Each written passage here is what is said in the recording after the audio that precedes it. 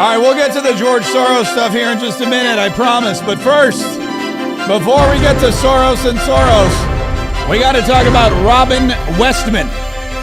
Robin Westman is the name of the alleged shooter in this terrible, horrible event that happened in Minneapolis at the Catholic school, where children were celebrating Mass. They were celebrating the Mass, their return to school, their back to school Mass. All the kids at this Minneapolis Catholic school, Annunciation Catholic school, they were in the pews. They were praying with their teachers. They were praying with their priests and their friends. And they were, two of them were killed by a shooter allegedly named, Robin Westman.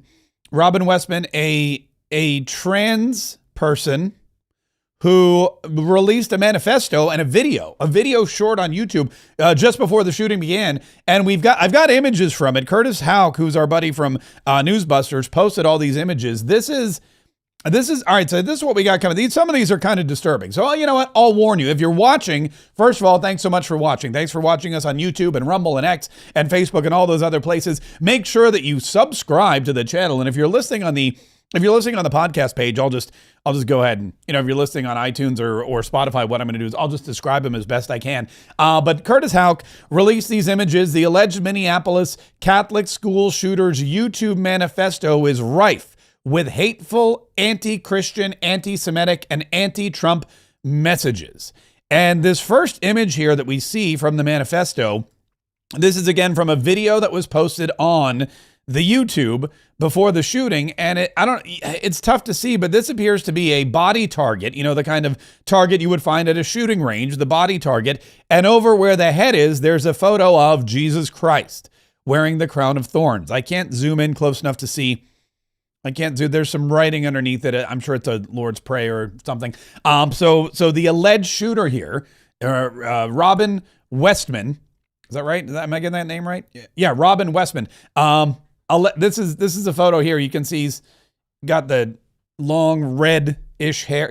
I don't know what to call it. This person has the long reddish hair. Here they are. It's pulled back in like pigtails. A trans person named Robin Westman had "Kill Trump" written on the magazine. We'll get to that. So the first image is of the body shot target with the Jesus Christ image on the head. Next, there's a photo of this is the shotgun here, and it says -51. Where is your God now? Nuke India. And then I'm not sure what that other thing is. There's some kind of coded message. I'll have to decipher that here in just a minute. On one of the mags, there's a magazine.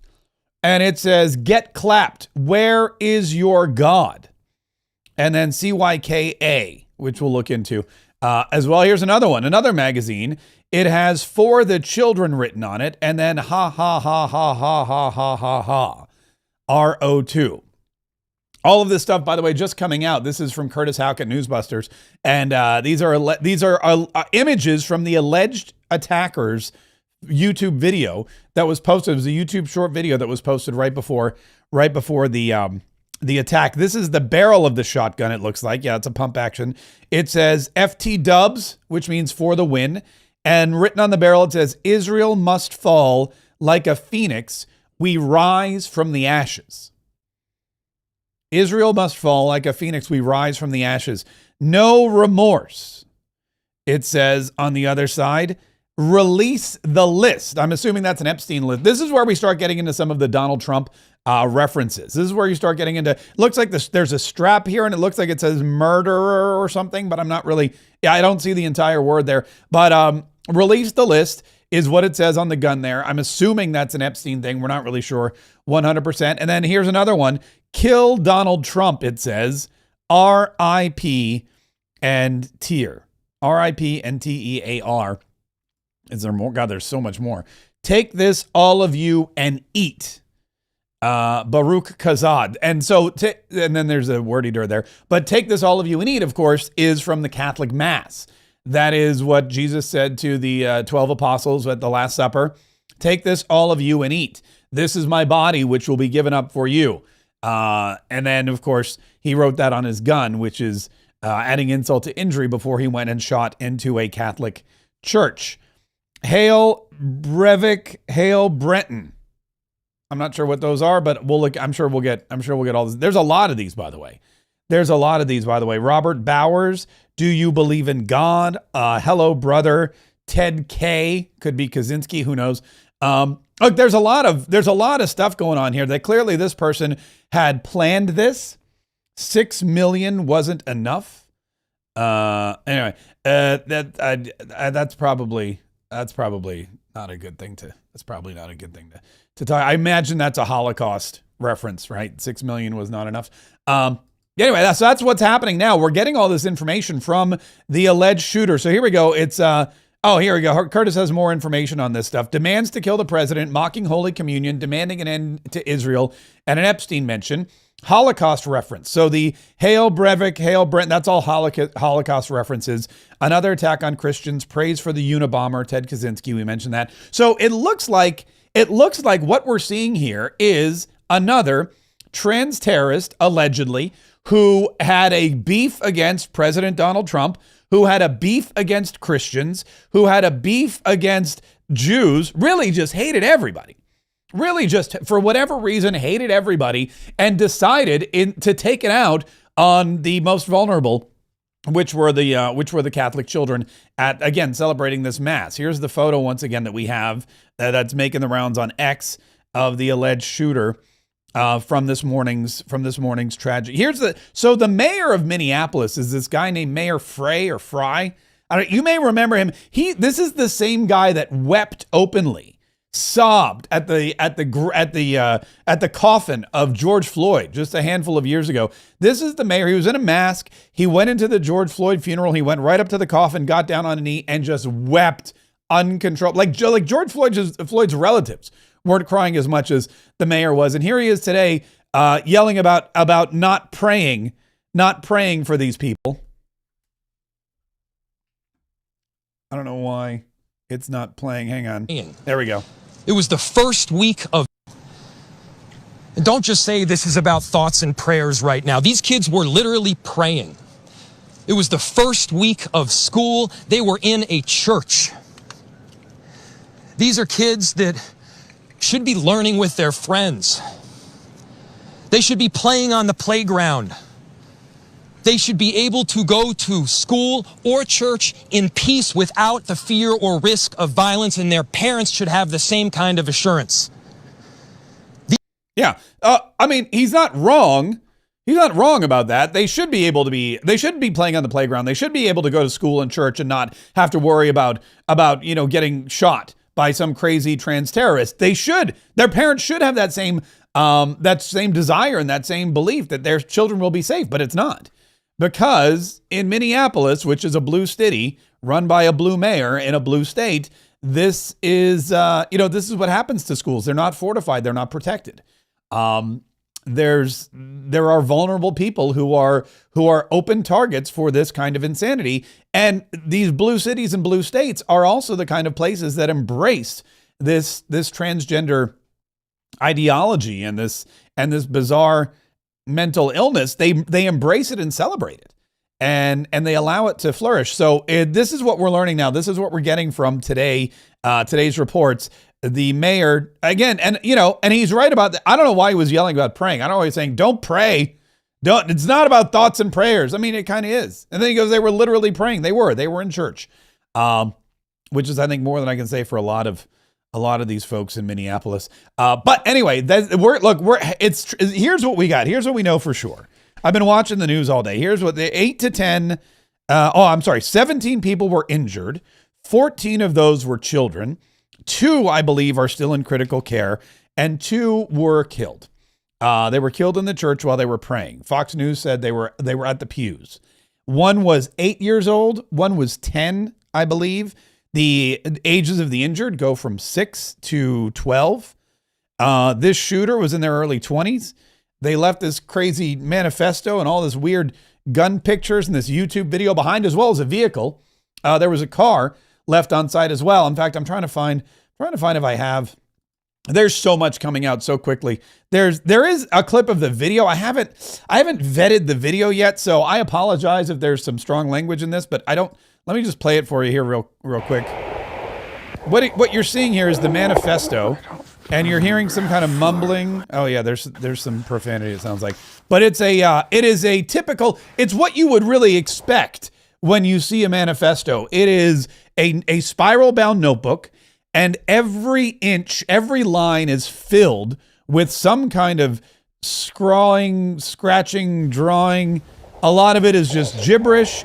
It looks to be like there are some words. I'm trying to make out some of the words. I can't really make out. Some of them just seem like weird symbols. I don't know what language it's in.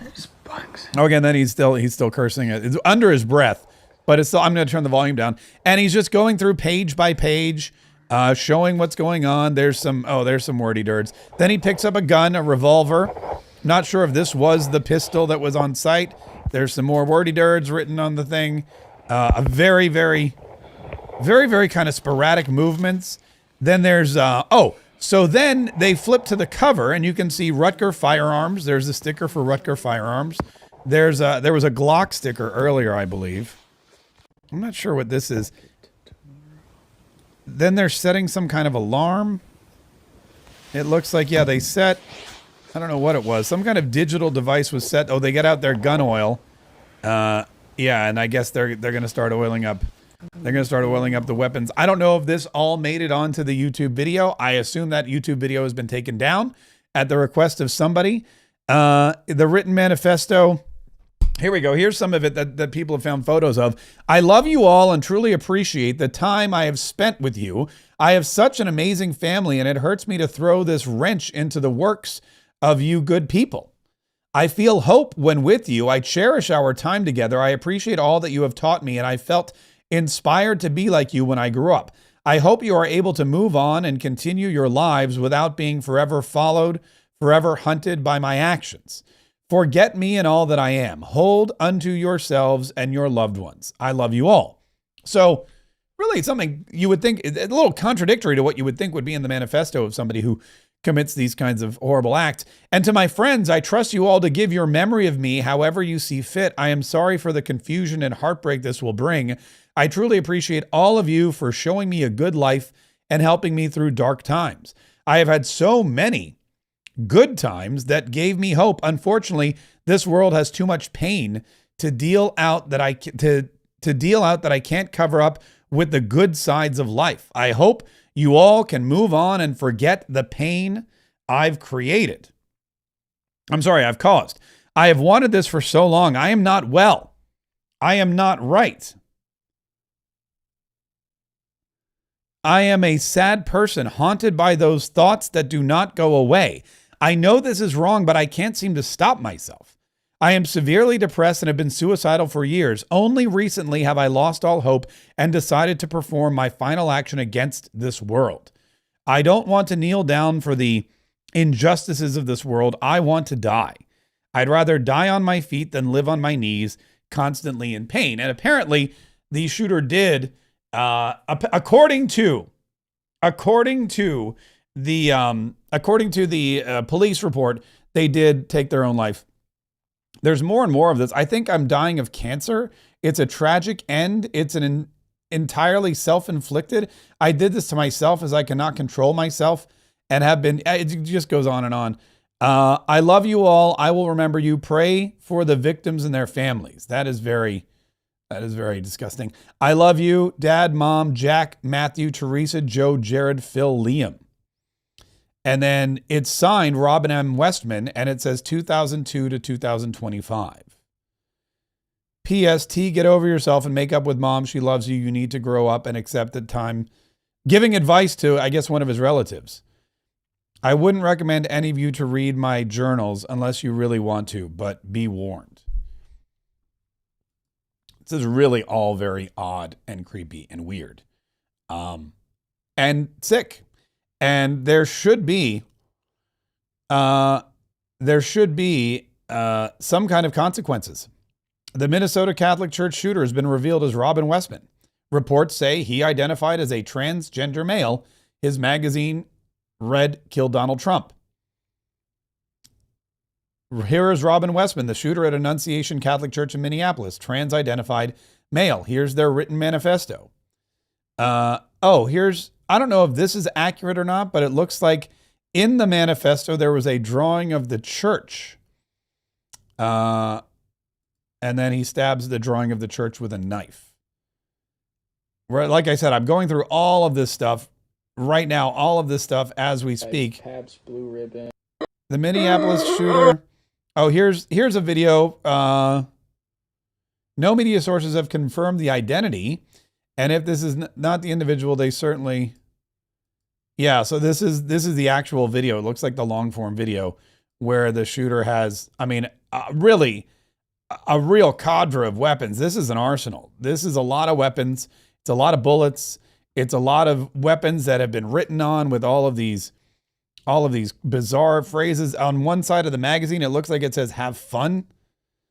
Again, not really sure what's happening here, but it does beg the question again. Why is it that we let people who apparently are openly mentally incapacitated or deranged, why do we allow them to walk around without help, and why do we celebrate and encourage it? It's really, really tragic, and hopefully this doesn't happen again. Now, a lot of folks talking about Catholics being targeted, which apparently it seems like they are. I mean, when you can't look at these photos. Let me go back here to Curtis Hougley. You can't look at these photos. You can't look at here's a photo of a target with Jesus on the head. You've got all these other ones. Where is your God? You know, you've literally got for the children. You've literally got a piece of the communion mass. Take this, all of you, and eat of it. I mean, that's the words of Jesus Christ. So clearly this was targeted against Catholics and against Catholic children. And whether it's hatred for, you know, the belief that homosexuality is a sin, who knows? Probably there's some factors of that. But the long and the short of this is that this is anti-Catholic terrorism. And every Catholic school, I mean, I would say every school, but I know that public schools aren't going to be able to do this. Every Catholic school, I believe, should have some kind of volunteer parental militia. Because I know there's a lot of grandkids. You know, my kids went to Catholic school, and we were lucky enough to have police patrols. We were lucky enough to have police in the parking lot. We were lucky enough for my kids to be able to go to a school that allocated funds for that. Parishioners and parents gave money for that. They believed this was an important cause. I believed keeping the kids safe. Yeah, textbooks are great. Yes, we should definitely have a new STEM lab. I'm all about AI technology, computers for everybody. If the kids need iPads to learn, let's do that. But you know what? We should probably have some armed guards outside the door. We should have a policeman present as often as we possibly can, and that would probably deter some criminal activity.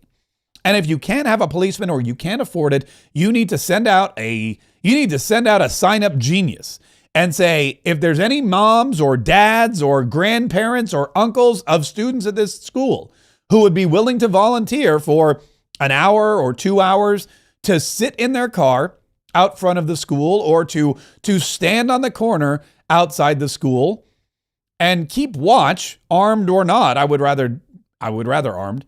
Then that makes perfect sense. I know for a fact that during Mass we have ushers that pack heat. I know for a fact there are people that are positioned at various different places within the church, and their job is to make sure that if there's a threat, that threat is neutralized. I know for a fact there at least 4 people are carrying weapons when we go to church.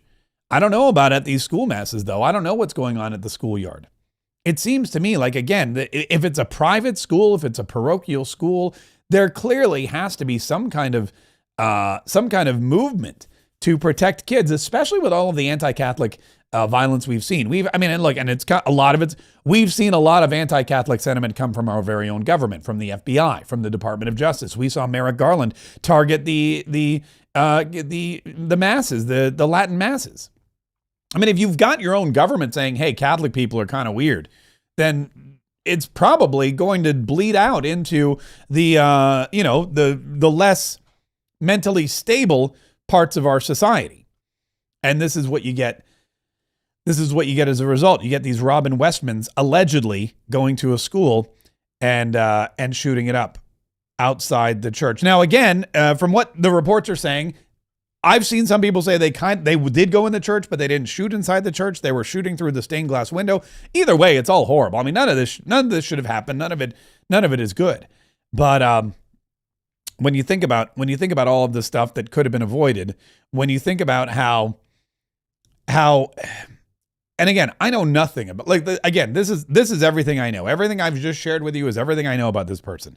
But based on the photo, this person is a male who is at one point wearing a feminine pigtail style haircut, has earrings, not like, the kind of studs that Deion Sanders would wear, but like dangly feminine earrings in both ears, and appears to be trying to look or act more feminine than they are.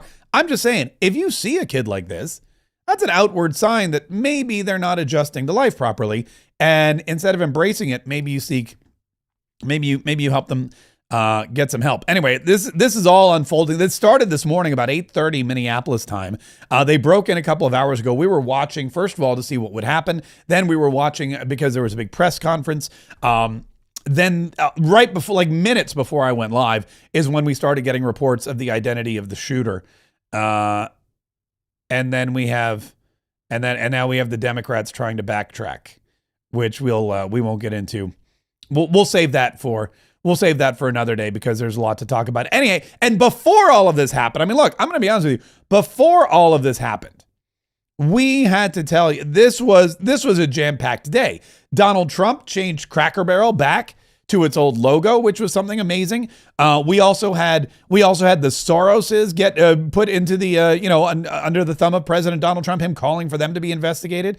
We have information about Melania Trump possibly being on the cover of Vogue magazine or Vanity Fair or whatever it is. Really kind of interesting. Now, CNN in the early reporting, I mean, it's not funny. It's just so irresponsible. CNN in the early part of this reporting, they had some guy, I don't even know who this guy is. Clearly this guy knows nothing about guns, but that CNN allows people who know nothing about guns to go on television and spew lies about guns. And here's some CNN quote unquote expert talking about how semi-automatic weapons can shoot dozens of bullets with a single trigger pull.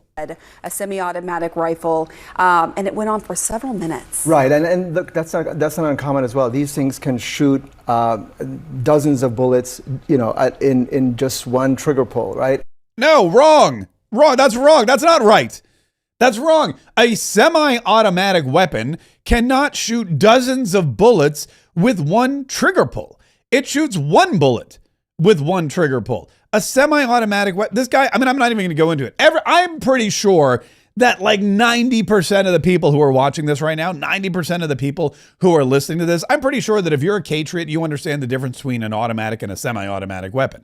I don't think I need to explain it to you. If I do, I'm not going to get into that. This is not that kind of show.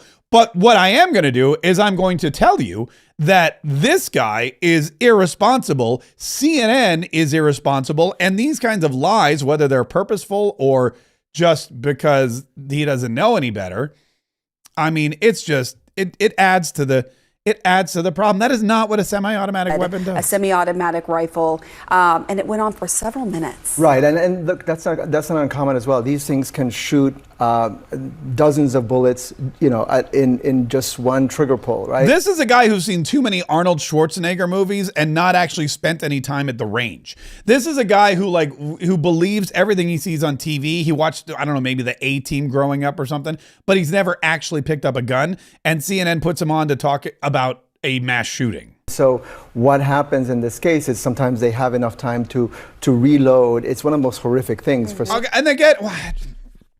I mean, again, like, I mean, you have time to reload. He's the only one with a weapon. He's standing outside a church. That has nothing. The fact that it's a semi-automatic weapon or that has nothing to do with it.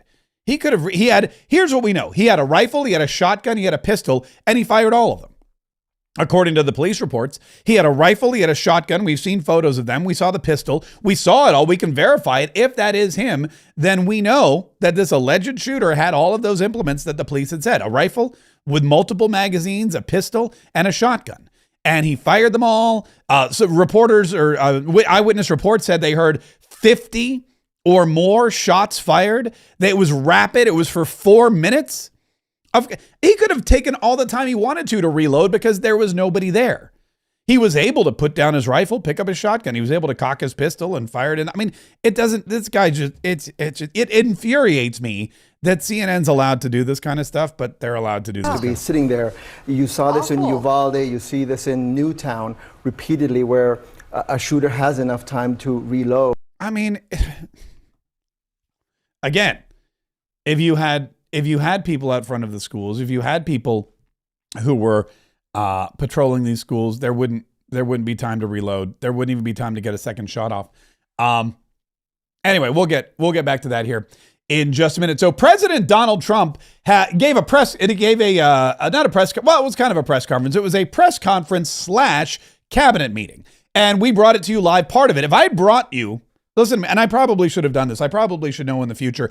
If I had just reported, or if I just run and simulcast the entire Donald Trump second administration cabinet meeting yesterday, it would have been, my show would have been 3 hours and 15 minutes, because that's how long the cabinet meeting was. If we said we're going to bring you the cabinet meeting in its entirety, it would have been Titanic. Not because anything sank, but because it was 3 hours and 15 minutes. 3 hours and 15 minutes in the cabinet room. Donald Trump talking about all the amazing things that have been going on, talking about how great his cabinet is, talking about the new jobs, and then going around and letting everybody else in his cabinet have their say and talk about the amazing things that have been happening and the amazing things that have been going on. And you had Doug Burgum talk about the incredible opportunities that they've had in DC now, and the park police, and how DC is safe again. And you had Kristi Noem talk about how there's 0 encounters at the border and 0 gotaways, and immigration is totally under control. And we've got more money coming in to continue to protect and solidify our border. And you've got Scott Bessent saying, hey, you were right, President Trump. I was wrong. It's not hundreds of billions of dollars we're bringing in tariffs. It's trillions of dollars. And we're going to be able to lower the deficit by $4 trillion sooner than we ever thought. Amazing stuff. Over and over and over again, people were talking about all the great things that were going on. And you know what the media picked up on? The media picked up on one comment Donald Trump said about crime, where he said, people don't like crime and they call me a dictator, but I get rid of crime. Well, here's the clip. You can listen to it. So the line is that I'm a dictator, but I stop crime. So a lot of people say, you know, if that's the case, I'd rather have a dictator. But I'm not a dictator. I just know how to stop crime. Yeah. Now, the problem here is that Donald Trump left too much space for convenient editing. So what the news media did was they took that clip and they stopped it before he said, I'm not a dictator. They just had him go say, you know what? A lot of people call me a dictator, but then I stop crime. And they say, well, I'd rather have a dictator if they stop crime. And the media ran with it, and CNN ran with it, and MS Now, NC, I don't know what they're even called anymore. They ran with it, and they said Donald Trump calls himself a dictator once again. He did not. So the line is that I'm a dictator, but I stop crime. So a lot of people say, you know, if that's the case, I'd rather have a dictator. But I'm not a dictator. I just know how to stop crime. But I'm not a dictator, he said. But I'm not a dictator. Conveniently gets left out of the soundbite. Why? Well, because they want to paint Donald Trump as a dictator, and so they're going to creatively edit that. They also took this clip where Donald Trump said he could do whatever he wants, and they made it seem like Donald Trump was running around abusing his power, just trying to do basically whatever he wants. So I would have much more respect for Pritzker if he'd call me up and say, I have a problem. Can you help me fix it? I would be so happy to do it. I don't love, not that I don't have the right to do anything I want to do. I'm the president of the United States. If I think our country's in danger, and it is in danger in these cities, I can do it. No problem going in and solving, you know, his difficulties. But it would be nice if they'd call and they'd say, would you do it? Yeah, so now they're saying Donald Trump's out there saying he can do whatever he wants. And he's literally saying the opposite of that. He's saying, I could, which he could. He's right. He can. If he believes that American lives are in trouble, if he believes that a city's been overrun by violence, if he believes that there's a distinct and imminent threat to Americans, he can do exactly what he did in DC. He did it in DC, and fun fact, the folks in DC love him for it, but he can do that. He can go into Chicago and he can do that. And the media is trying to say Donald Trump said as president, he can do whatever he wants. He said, I wouldn't. He said, I would not do that. It would be nice if they actually said, hey, can you come and help us out? If they admitted that they need help, but they don't like to admit that they need help. They don't like to admit that they can't handle it. They don't like to admit that their city's been overrun by criminals. Criminals that they invited in, that they bolstered, that they gave money to, that they let out on cashless bail. Criminals that have really, they haven't even taken over Chicago. They've been given Chicago. They've been given cities like Chicago. They've been given cities like New York. The criminals were imported by Joe Biden and the Democrats. They were given hotel rooms. They were given cards. They were given the ability to commit crimes without having to answer for them. No cashless bail, released on your own recognizance. And we're talking about big crimes, murder, rape, carjacking. You get processed.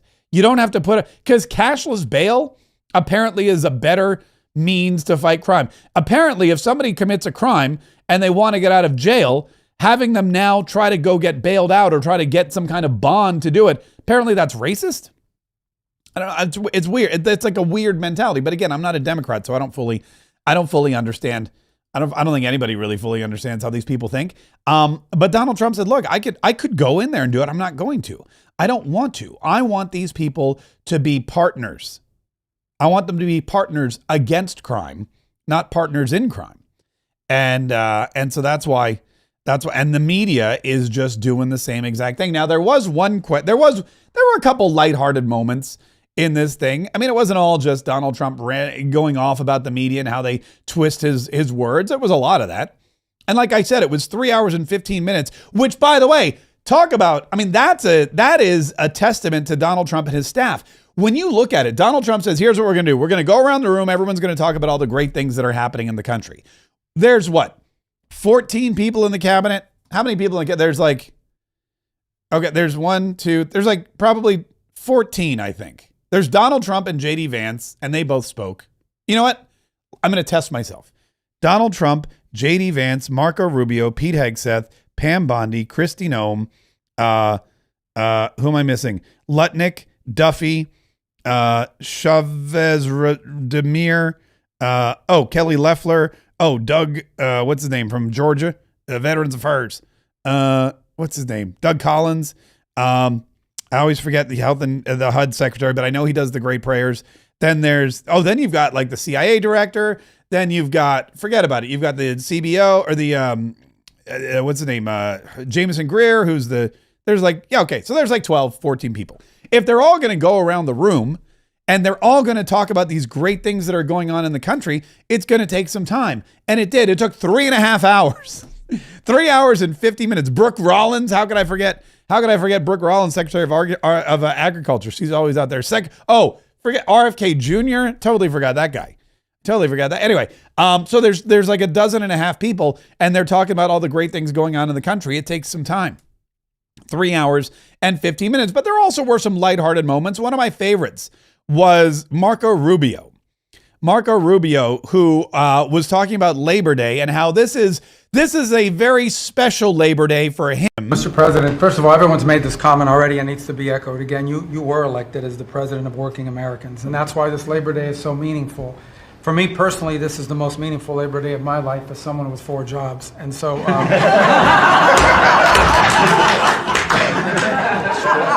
It's true. But on the point of, you made it very clear from the outset, even in foreign policy, everything we did has to be pro-American. It has to make America stronger or safer or more prosperous. And there's just a few things I want to touch to because it involves your team under your leadership making it happen. The first is, for the first time in the modern era, we are truly on offense against organized cartels that are pumping poison, killer poison, into our cities. And that's a team effort. It's Kristi's team, it's Pete's team, it's Pam's team, and obviously it's under your leadership. And by the way, we're getting incredible economic international cooperation. Countries just in the last week, Ecuador, Paraguay, Guyana, Trinidad, today Argentina, all joining us or trying to be helpful in advancing this. And I said this earlier during the 47 Daily podcast. If you don't listen to the 47 Daily, it's at the47daily.com. That's our daily news show where we talk about all things Trump, all the amazing things that Donald Trump has been doing. And it's no fluff. It's no fake news. It's nothing that's been spun by these crazy liberals in the news media. It's all direct from the White House. If it doesn't come from Donald Trump, the White House, or any one of his operatives, then we don't report on it. And it's true. What Marco Rubio is saying, what's happening is that you've got all of these countries that are finally stepping up and they're helping with the cartels. Why? Well, for the same reason that people are self-deporting. In fact, Pam Bondi talked about, Pam Bondi or Kristi Noem? Kristi Noem talked about how we have over 1 million people, illegal immigrants, who have self-deported. Why? Because they know what happens if they don't. If they don't self-deport, ICE will find them. ICE will find them, ICE will arrest them, ICE will deport them, and if ICE deports you, you cannot come back to the country legally or otherwise. You will not get back in because the border's solidified, the border's secure, and you will not be able to seek asylum or put yourself in the process for American naturalization. You won't be able to do it because if you get deported, that's it, game's over. No Americano. Para ti is what I think that's how you pronounce that in Spanish. But that's the whole gist of it. So Donald Trump said, look, and there's evidence. I mean, these people self-deported because they saw what was going on. They looked at Tom Homan and they go, this guy's serious. This guy's we gotta go. Vámonos. So what they did was they went home. And now you've got these same countries. Donald Trump has said, I don't want to have to send in the military to fight the cartels. I don't want to have to get Pete Hegseth to get those B-2 bombers that we sent to Iran to obliterate their nuclear power, to obliterate their entire nuclear program. Remember, everyone forgets that. That was big news for like a week until Donald Trump did something else really incredible. But those B-2 bombers could fly over Colombia or could fly over Mexico, could take out the cartels like that. And you know what would happen to our drug problem? Disappear. If you shut down the border and you destroy the cartels, all of a sudden it's going to be really tough to find fentanyl in this country. I mean, we have to go take care of the Canadian border and the Chinese, but that's next. We'll get there. And so what happens is these countries don't want they don't want American forces invading their countries, basically, is what it is. They know that Donald Trump will do it. They know that they're powerless to stop it. So now they're stepping up and they're finally taking control of their own countries. They're finally policing their own citizens. They're finally taking the drug problem seriously. They're not going to let the cartels run their governments anymore and run their corrupt politicians and run ragged and rampant all through their countries because they're more afraid of Donald Trump than they are of the cartels. Think about that. Marco Rubio himself said it. He said, what did he say? You know, one thing is there, international cooperation. Countries just in the last week, Ecuador, Paraguay, Guyana, Trinidad, today Argentina, all joining us or trying to be helpful in advancing this. Okay, they're trying to be helpful. They're joining us. All of these countries are joining us because they fear Donald Trump more than the cartels. And they've just been, I don't know, lazy, lackadaisical, on the take, whatever. But now they're saying, okay, party's over, fiesta completa. I don't know how you even say that. And they're going to go take care of the cartels, and the cartels aren't going to know what hit them. And it's because Donald Trump is a much more fearsome competitor to them.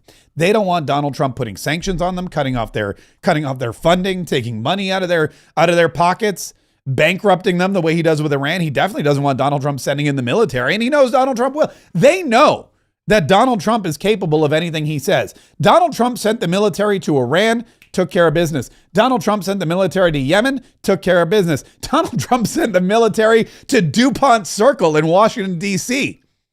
Donald Trump invaded his own capital. You think he's going to think twice about going to Uruguay or Venezuela or any of these other places, or Mexico? He won't lose a wink of sleep. He doesn't sleep anyway, but if he did, he wouldn't lose a wink of sleep.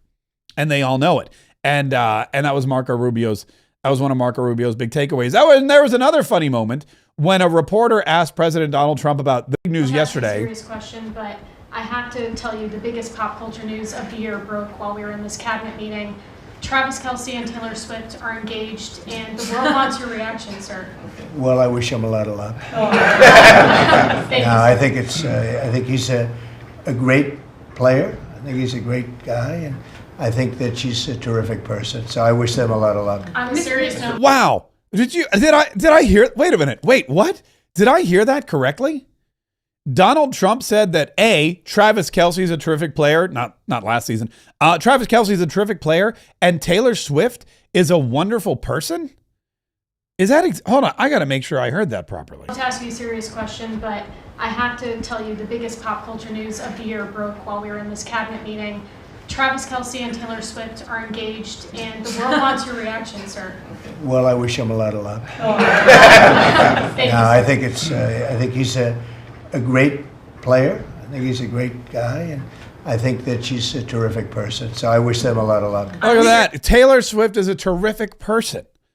She cooked Biden-Harris cookies.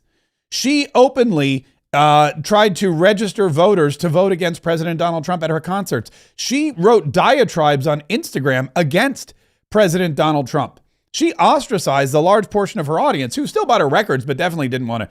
That's the thing. This is the thing about Republicans. See, I love true Republican, like conservative, patriotic Republicans for a lot of reasons. We can disassociate. You know, we're not crazy like, I mean, some people are, but I'm not. I can like somebody's music and hate their politics. I can say, hey, you know what? That's a really catchy tune. Oh, by the way, you're an idiot for voting for Joe Biden. That's a great song. Your album is really, really good. And my daughter enjoys it. My wife loves it. And, you know, it makes our road trips more fun. But your politics is horrible. And Kamala Harris is a disgrace to this country. And you really shouldn't support her or urge your fans to. There were so many. I remember watching Taylor Swift fans wearing Make America Great Again hats at her Eras tour. And it made me smile. Republicans seem to be able to do that. Democrats cannot.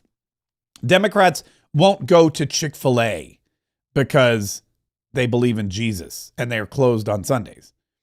Not only that, they'll boycott openly. I'll be honest with you. I don't have the energy for boycotts. I'll make particular choices based on, you know, some things. I'm not going to actively boycott, but if it's an easy choice, if it's an easy choice to pick between one person or another, like for example, I don't download Taylor Swift's music, but if it's on the radio, I don't hit the button and I don't, you know, the Chiefs are a whole different story. I just don't like them because they're too good. because I'd rather see some other team in the Super Bowl. But, you know, Donald Trump's like, whatever. She doesn't like my politics, but that's fine.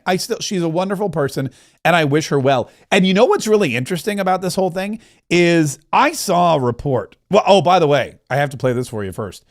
There was a professor, I guess, at the University of Tennessee, biochem. I couldn't believe this video when I saw it for a couple of reasons. I think it's a setup. But listen to this. Donald Trump, when he heard the news about Taylor Swift and Travis Kelce, he said, I wish them well, good luck. And he went about his day and he continued on with his cabinet meeting. He didn't dismiss everybody. At the University of Tennessee, apparently, class is optional when two celebrities get engaged. Had a midterm today, but Taylor and Travis just got engaged. Due to this information, I can't focus, you all can't focus, class is canceled, get out of here. We gotta go. We need time to process this information. Okay, so this male teacher wearing pink pants, I might add, he's wearing pink pants. The male teacher with pink pants says, listen, we were supposed to have a midterm. This is why I don't believe this. Listen to this one more time. A biochem midterm today, but Taylor and Travis just got engaged. Due to this information, I can't focus, you all can't focus, class is canceled, get out of here. Okay, here's why I believe this was set up. There are a couple reasons why this was fake, in my humble opinion. Number one, he said we were supposed to have a biochem midterm today. Okay, how is it a midterm? It's literally August. These classes started like maybe a week ago. This could be the second or third. There's no way that this was going to be a midterm. I mean, what's the earliest you get to college? August 15th, 16th? It's August 27th. They've maybe been in class, maybe at the most for 10 days. And 10 days of class, well, there's 2 days for the weekend, so now you're down to 8 days. And then, of course, you only have class like once or twice a week, so now you're down to like 5 days. You're telling me after 5 days of classes, they're having a midterm? Absolutely not. Also, in this video, if you watch, here, I'm going to play a little bit more. To this information, I can't focus, you all can't focus, class is canceled, get out of here. We gotta go. We need time to... Okay, so another reason why I believe that this was faked is that everybody had their bags ready to go. As soon as he said, we're ready to go, everyone just lifted up their bags. Nobody had a pen out or a notebook or a calculator. I mean, it's a biochem quiz, right? Aren't you going to open up your bag and get some kind of something out? I mean, it just seems weird to me. Also, he's got the photo announcement from their Instagram, the photo of them in this flower thing. He's got it up on his projector. He's got it in the big, he managed to go find it on Instagram and project it on screen. I don't know.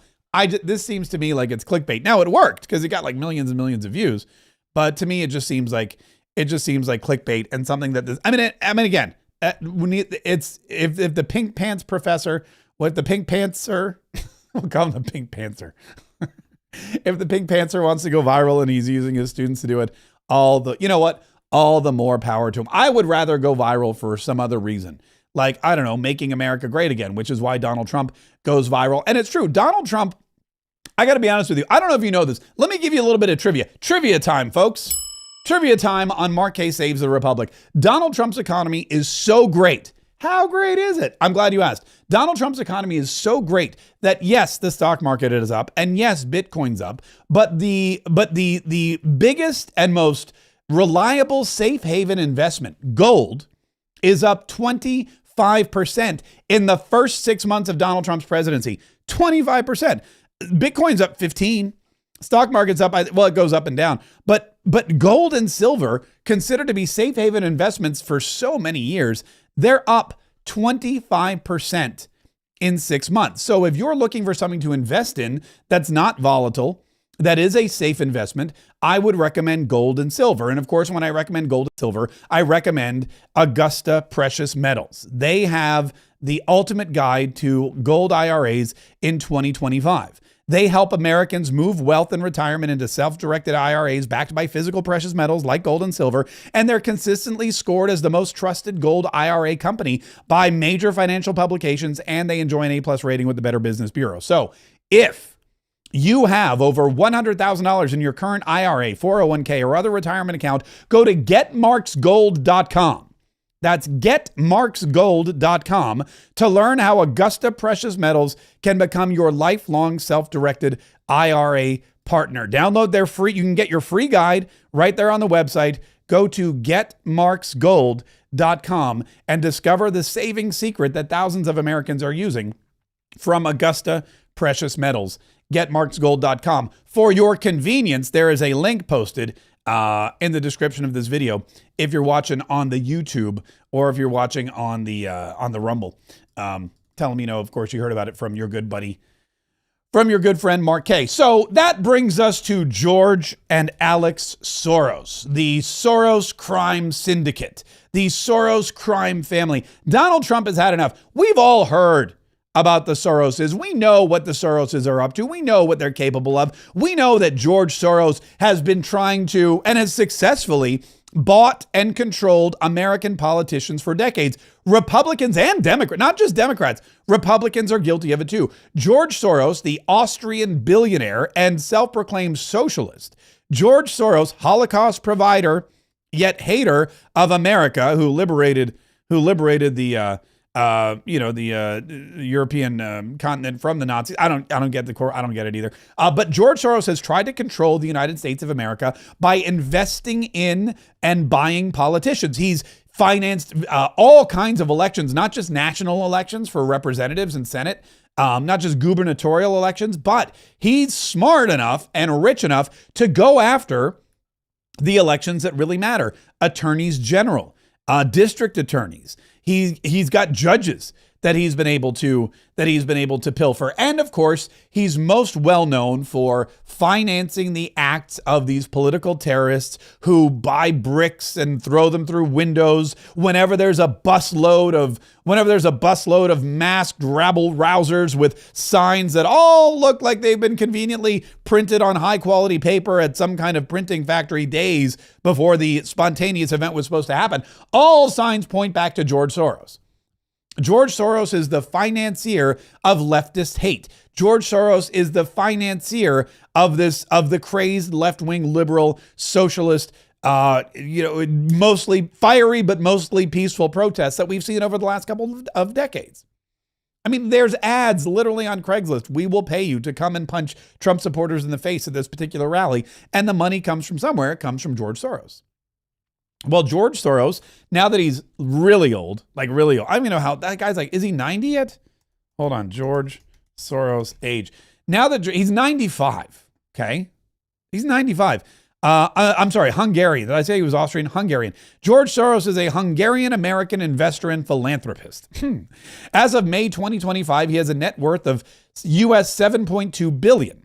Having donated more than $32 billion to the Open Society Foundations, of which $15 billion has already been distributed, representing 64% of his original fortune. He's from Budapest, Hungary.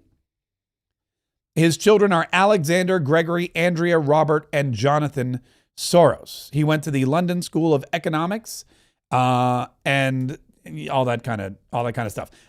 Anyway, he was born into a Jewish family. He survived Nazi occupation by using fake documents. After emigrating to London and then the U.S., he built his fortune through shrewd financial investments, including the infamous 1992 short sale of the British pound. So he became a billionaire and then decided to become powerful by buying politicians. Now he's 95, and since he's too old to do the day-to-day, he's got his son Alex involved. And Alex Soros, you may remember, just recently got married. And who did he get married to? That's correct. Huma Abedin, who was Hillary Clinton's right-hand girl. And oh yes, was married to that creepazoid that took naked pictures. What was her name? And Wiener. Yeah. So she's Wiener's ex and she's Soros's current. And Donald Trump is like, look, this has got to stop. These people have to be charged. We know what they've been doing for years. It's like the mafia. It's like the left-wing liberal lunatic mafia. Donald Trump went on Truth Social and he wrote, George Soros and his wonderful radical left son should be charged with RICO, which is racketeering, racketeering. What's the I stand for? Racketeering something and corruption. Hang on. I'm going to hold on. RICO. Racketeering influenced and Corrupt Organizations Act. RICO is the Racketeer Influenced and Corrupt Organizations Act. And Donald Trump is like, we gotta charge them with RICO violations because of their support of violent protests and much more all throughout the United States of America. We're not going to allow these lunatics to rip apart America anymore, never giving it so much as a chance to breathe and be free. Soros and his group of psychopaths have caused great damage to our country. That includes his crazy West Coast friends. Be careful, we're watching you. Thank you for your attention to this matter. Now, again, the left-wing lunatic liberals, the Soros lovers, the people who are on the take for George Soros, and really the people that you can tell, you know how it's easy to tell who George Soros's friends are? Hang on. Soros wedding guests. This is how you can tell who's for you and who's against you. Here are the wedding guests. Here's just a list of some of the wedding guests at the Soros wedding. Hillary Clinton, who was joined by her husband, Bill Clinton, and daughter, Chelsea Clinton. Now, no shock there because, Huma Abedin worked for Hillary Clinton and also they're communists. Vice President Kamala Harris was there because, again, no surprise, she's got nothing else to do. And we're pretty sure George Soros funded many of her campaigns. Senate Majority Leader Chuck Schumer was there. Old cheeseburger on the raw side of the beef Schumer. House Minority Leader Hakeem Jeffries. Oh, by the way, I have a funny thing about Hakeem Jeffries and the Breakfast Club. Remind me before we get done here, because it's not often that Charlemagne the God makes me LOL, but I actually LOL'd at Charlemagne the God because of something he said about Hakeem Jeffries, and former Speaker Nancy Pelosi. Notable attendees from the fashion and entertainment world included Vogue editor Anna Wintour, socialite Nikki Hilton Rothschild, and actors Jennifer Lawrence and Jimmy Fallon. Also, Edi Rama, the Prime Minister of Albania, was a guest in the Hamptons, and Sienna Miller, the actress Sienna Miller. So that's it. Those are all the people who are on the side of Soros. They're on the Soros side. They're on the side against America. And when Donald Trump talks about their crazy West Coast friends, that's who he's talking about. Jimmy Fallon. I guess Jimmy Fallon's in New York, technically. So, but he's talking about Jennifer Lawrence. He's talking about Nikki Hilton. He's talking about all those folks. And so now I guess the question is the Justice Department going to be looking into the Soroses? What's the plural of Soroses? Is that the plural of Soros? Are they going to be looking into the Soros family for RICO Act violations? Just so you know, RICO refers to Racketeer, Influenced and Corrupt Organizations Act, a United States federal law passed in 1970 to combat organized crime. Organized crime. They used it for the mafia. They used it for gangs. The act they used it, by the way, for Donald Trump too. The act targets ongoing criminal enterprises by providing enhanced criminal penalties and a civil cause of action against individuals involved in a pattern of racketeering activity.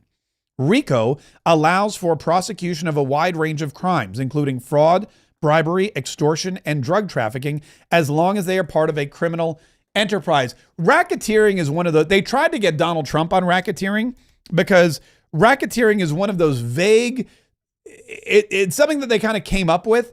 And it's basically like, if you do anything that, seems criminal, they'll call it racketeering. And now it's a federal crime.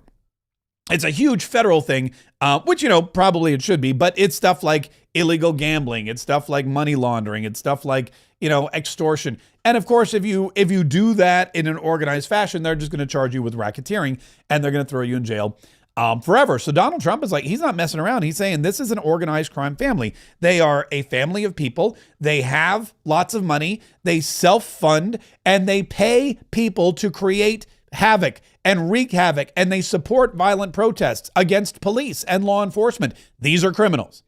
This is violent crime. This is organized. This is racketeering, and they need to go and they need to be brought to justice. So it's interesting to see what will happen now in the midterm elections, because that's where they really thrive.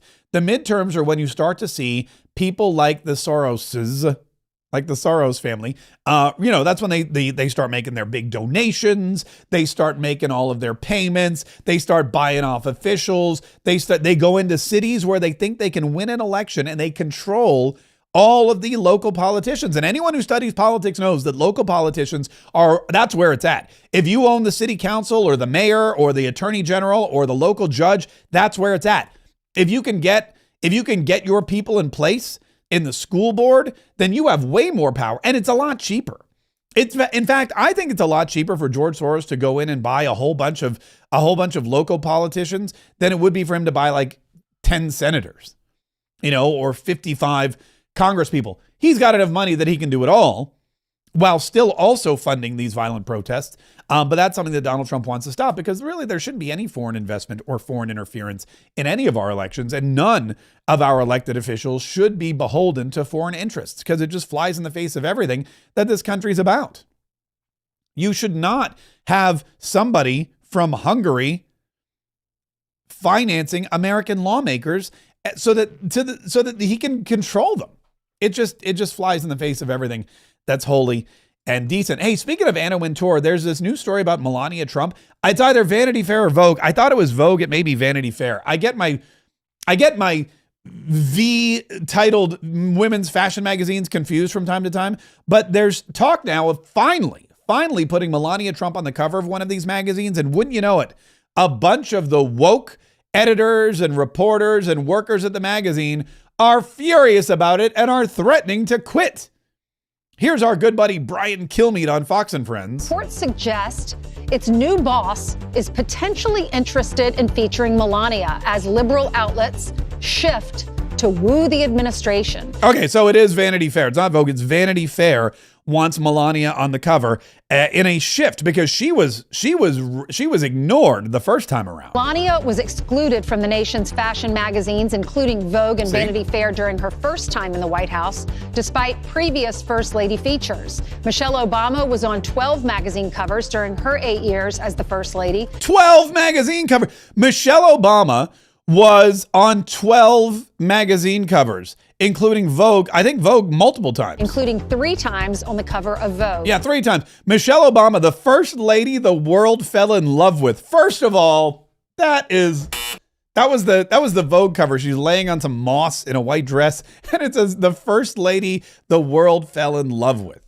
I don't think the world fell in love with. I think Vogue fell in love with Michelle Obama. Then they had Vogue Jill Biden.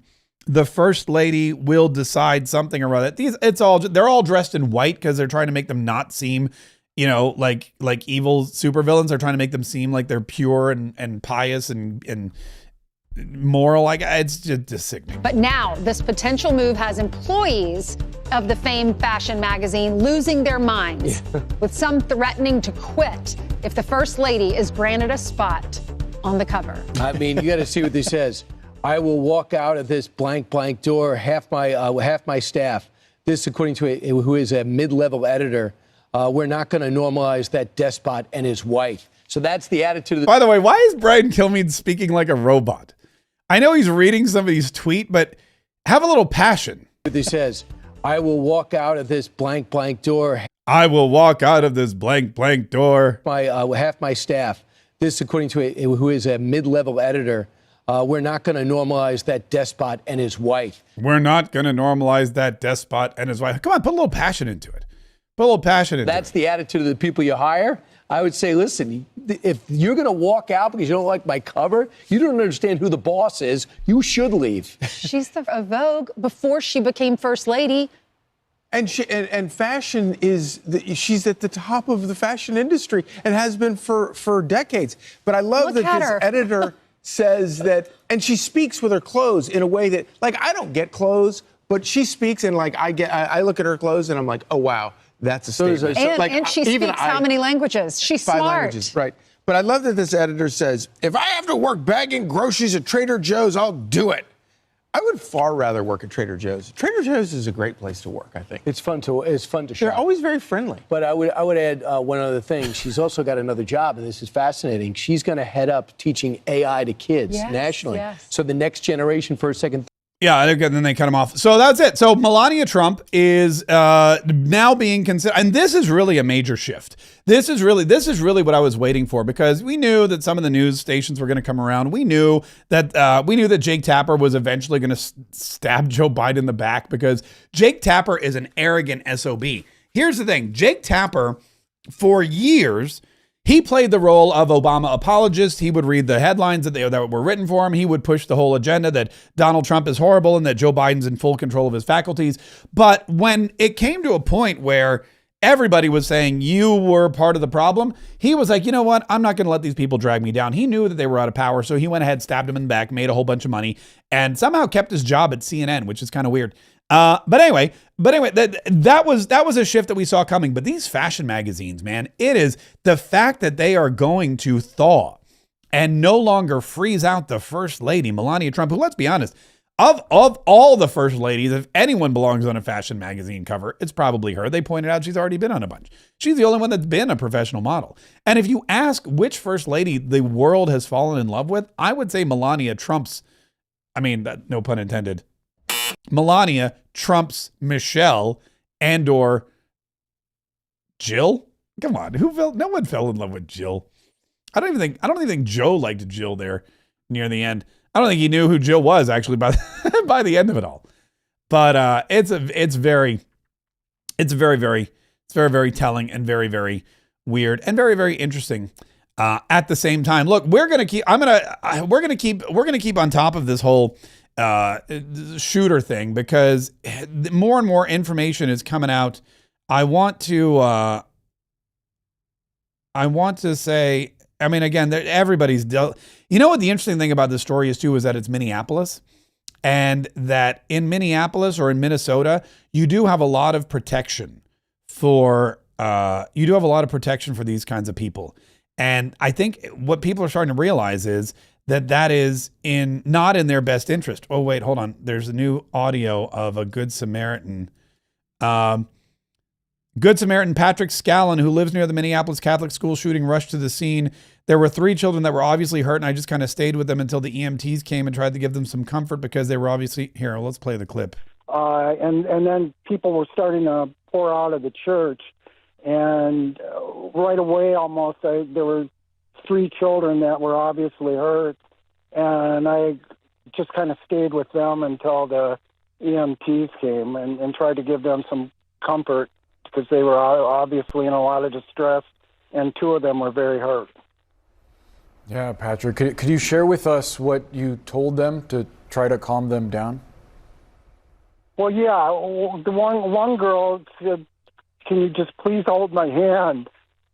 And I did.